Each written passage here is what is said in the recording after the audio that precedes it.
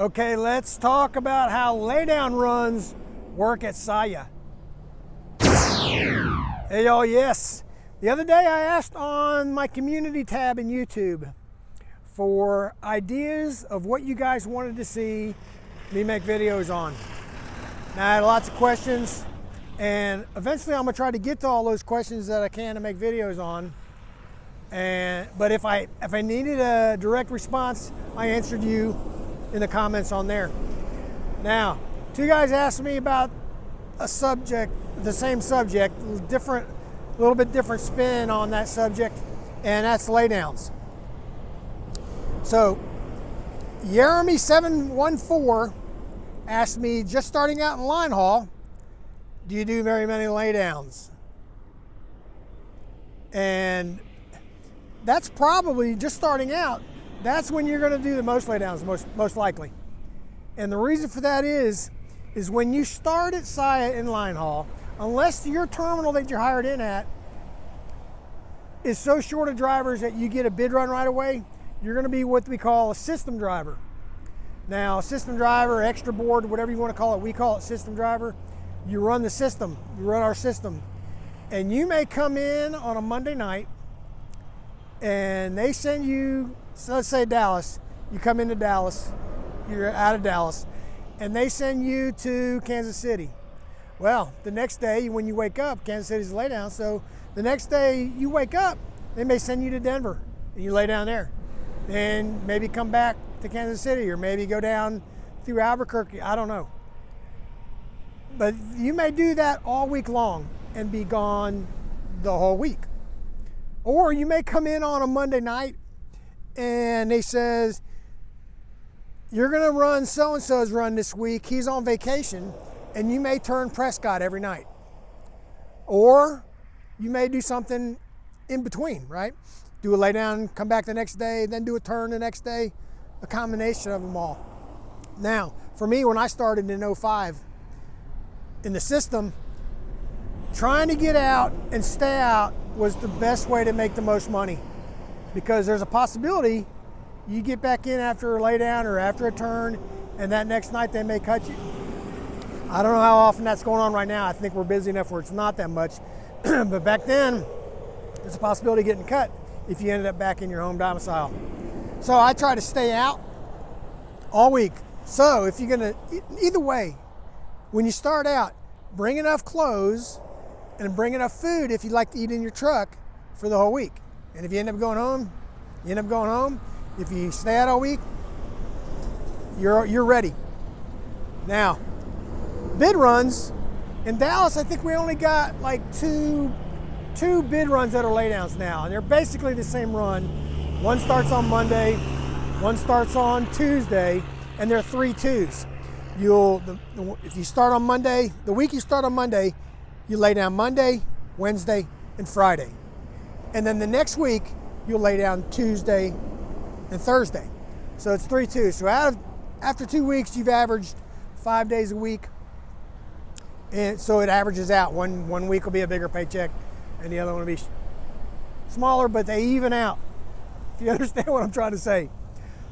So in Dallas, I think that's the only 2 laydowns we have. We used to have a bunch more, and the guys that lived farther out of town would like the laydowns, so they didn't have to drive as far to work and back and forth every day.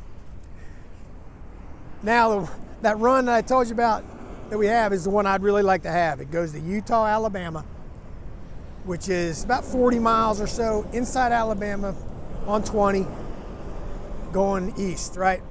So you're taking Atlanta or eastbound freight to Utah, Alabama. You pull into the truck stop where we meet, and the hotel is right next to it. So you get out of the truck, do your post trip, get all your stuff, leave it all hooked, and you go into the hotel.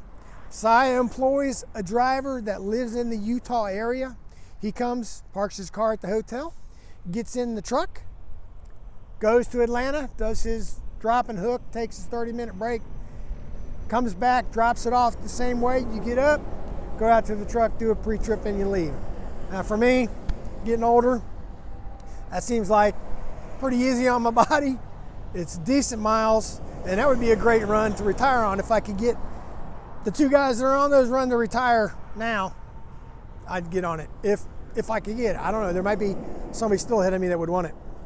Anyway, that's how laydowns work, especially when you're first starting out. Now, Trucker D asked me, if you get to a terminal and you have to lay down and they have a bunkhouse, do you have to stay in the bunkhouse or do you have the choice to go get a hotel? Well, I'm pretty sure the policy at Saia is if they have a bunkhouse, you're supposed to stay there. At least when I was in the system, that was pretty much how it was, and that's how we went by.